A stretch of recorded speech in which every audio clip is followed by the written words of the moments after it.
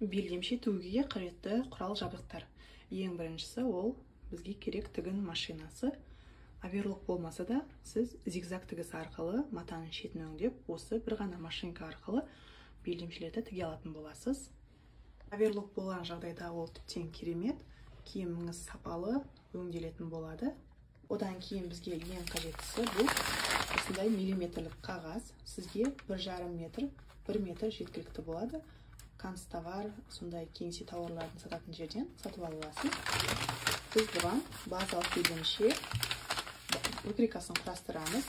Одан кейін осындай калька немесе бұл пергамент қағазы. Сіз негізгі белдемшені сызғаннан кейін оны модельдеу үшін осындай калькаға көшіріп алатын боласыз. Қайшы, щипчик